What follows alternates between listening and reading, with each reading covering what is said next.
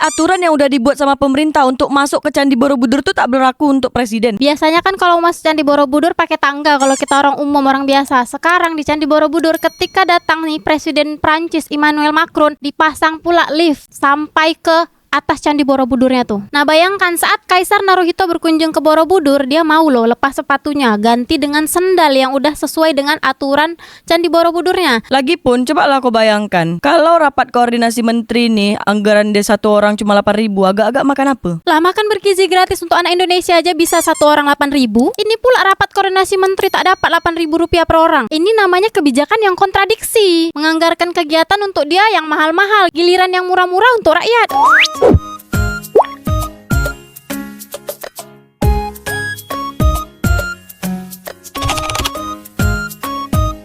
Pertemuan Presiden Indonesia Prabowo Subianto dengan Presiden Prancis Emmanuel Macron menuai kontroversi di dunia nyata dan dunia maya. Pertemuan dia yang mana? Dia ni banyak pertemuan Mbak Yu. Pertemuan mereka di Candi Borobudur Indonesia. Apa yang sebenarnya terjadi nih Mbak Yu? Pemerintah Indonesia kontradiksi sama prosedur waktu orang Indonesia masuk ke Candi Borobudur. Maksudnya nih aturan yang udah dibuat sama pemerintah untuk masuk ke Candi Borobudur tuh tak berlaku untuk presiden. Iya beda. Jadi waktu Presiden Indonesia sama Presiden Prancis tuh Emmanuel Macron datang ke Candi Borobudur, itu menuai kontroversi beda. Banyak netizen Indonesia yang mengkritik tentang kedatangan beliau nih. Emang dia orang nih kritik apa aja? Misalnya kayak gini nih beda. Waktu orang Indonesia datang berkunjung ke Candi Borobudur, kita sebagai orang Indonesia biasa yang tak punya kekuasaan nih, kita kalau mau masuk ke Candi Borobudur tuh tak boleh pakai celana panjang ataupun yang tidak menutup aurat, harus pakai kain. Sama satu lagi, kalau mereka masuk ke Candi Borobudur nih, pakai sendal yang udah disesuaikan sama Candi Borobudurnya. Tak boleh pakai sendal-sendal dari luar tuh yang kita pakai biasanya. Habis itu apa lagi? Biasanya kan kalau masuk Candi Borobudur pakai tangga kalau kita orang umum, orang biasa. Sekarang di Candi Borobudur ketika datang nih Presiden Prancis Emmanuel Macron, dipasang pula lift sampai ke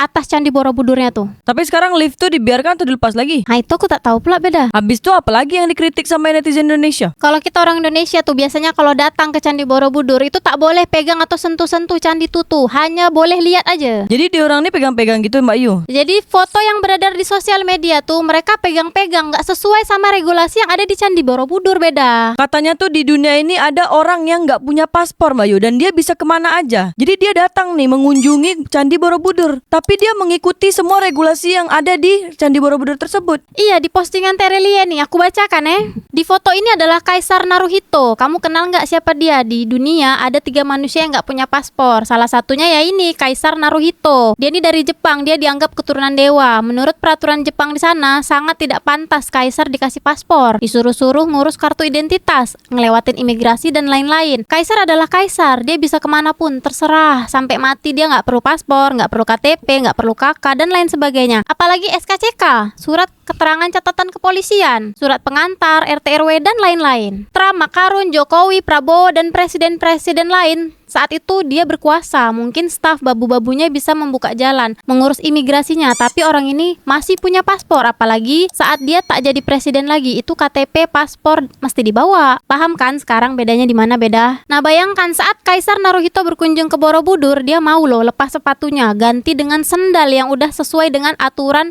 Candi Borobudurnya. Dia mau ngikutin peraturan. Lihat foto ini sebagai buktinya. Dia datang dan bersahaja memakai batik, menghormati tradisi setempat. Lah itu Macron dan istrinya kok gitu ya? Ini tuh yang error, jangan-jangan kamu loh protokoler, kamulah yang membiarkan ini terjadi. Atau jangan-jangan kamulah yang memang sok kuasa, sok iye.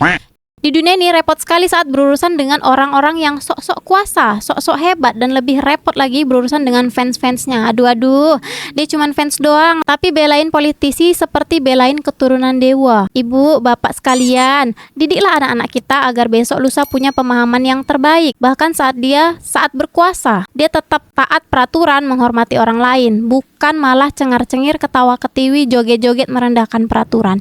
#Terelie. Sama ini Mbak Yu, netizen Indonesia ini juga menuai kritik tentang rapat koordinatornya Menteri Pak Prabowo. Snacknya aja tuh sampai 171.000. Sedangkan makanan bergizi gratis itu dianggarkan cuma Rp8.000 per kepala. Iya, rapat koordinasi menteri itu dianggarkan 171.000 per kepala, sedangkan makan bergizi gratis Rp8.000 per kepala. Iyalah, kalau misalnya makan bergizi gratis ini kan untuk banyak orang. Tapi kalau misalnya rapat koordinasi ini kan sedikit, menteri-menteri aja yang makan. Tapi netizen Indonesia nih sangat sensitif sama hal-hal kayak gini, Beda. Tapi kan rapat koordinasi ini kan tak setiap hari, Mbak Yu. Oh, berarti kau nih pro pemerintah ya, Beda? Aku nih tak pro pemerintah, tapi aku nih melihat dari kacamata aku sebagai rakyat biasa. Karena rapat koordinasi menteri nih tak setiap hari, Mbak Yu. Kalau orang-orang makan bergizi gratis nih kan dari hari Senin sampai hari Jumat. Lagipun coba lah aku bayangkan, kalau rapat koordinasi menteri nih anggaran dia satu orang cuma 8.000, agak-agak makan apa? Lah, makan bergizi gratis untuk anak Indonesia aja bisa satu orang 8.000. Ini pula rapat koordinasi menteri tak dapat Rp8.000 per orang. Ini namanya kebijakan yang kontradiksi. Menganggarkan kegiatan untuk dia yang mahal-mahal, giliran yang murah-murah untuk rakyat. Tapi ada usul nih, Mbak Yu, dari netizen Indonesia. Usul nih, menu rapatnya rebus-rebusan aja biar nggak pada buncit. Jadi bisa umur panjang kayak pisang, telur, kacang rebus, minumnya jus apel, kata XP. Jus apel mahal, Cok. Nggak mungkin lah anggarannya Rp8.000. Tapi makan bergizi gratis bisa, Mbak Yu, per porsi anaknya Rp8.000. Ada lagi nih yang usul Padang cebanan aja, tinggal minta kardus paling nambah 3.000, kata Instan Kamil. Kardus ini untuk apa pula, Beda? Biar kelihatan jadi nasi kotak, Mbak Yu. Jadi bawa pulang ke rumah. Banyak juga kritikan dari netizen Indonesia tentang Pak Presiden Prabowo ini. Dia beli sapi atau lembu untuk yang dikurbankan di Idul Adha nih 900 kg, Mbak Yu, di Tuban. Dia bilang nak dibagikan ke seluruh Indonesia. Kalau 900 kilo tak mungkin dibagikan seluruh Indonesia lah, Beda. Tapi Mbak Yu, di Bintan, Tanjung Pinang sama Natuna nih ada juga hewan kurban yang dikasih sama Pak Prabowo di tahun 2025 ini. Batam, Lingga sama Karimun dapat juga tak sapi dari Pak Prabowo? Nah, coba lah kita tanya sama netizen Indonesia. Koran dari Batam, Lingga sama Karimun, coba korang komen dekat bawah, ada tak dapat sapi dari Pak Prabowo untuk tahun 2025 ini Idul Adha? Coba korang komen dekat bawah. Di Indonesia Idul Adha tuh jatuh di tanggal 6 Juni 2025, Beda. Jadi katanya di tanggal 5 Juni 2025 nih orang Tanjung Pinang udah takbiran, Beda. Kalau di Singapura sama Malaysia tuh tanggal 7 Juni, Mbak Yu, Idul Adhanya. Jadi tanggal 6-nya ada orang takbiran. Di tahun 2025 nih Indonesia selalu duluan ya kalau hari raya. Puasa pun duluan, Mbak Yu. Efisiensi woi, katanya efektif aja rapatnya. Udah ratas-ratas yang benar, lebih jalan daripada nggak kepentingan pun diajak rapat juga, kata Kia-Kia. Sarjana nganggur di Indonesia nih selama 10 tahun terakhir tuh meningkat jadi 70%. Udah lah, jangan berharap sama Indonesia. Kalau tak berharap dengan negara sendiri, nak berharap dengan negara mana? Berharap sama negara Malaysia. Tapi kau harus kasih tahu juga tuh, sarjana menganggur tuh maksud dia apa? Sarjana menganggur ini adalah maksudnya dia ini sekolah tinggi-tinggi, di sekolah tinggi, macam nak mendapatkan gelar bachelor lah segala macam tuh, S1 lah, S2.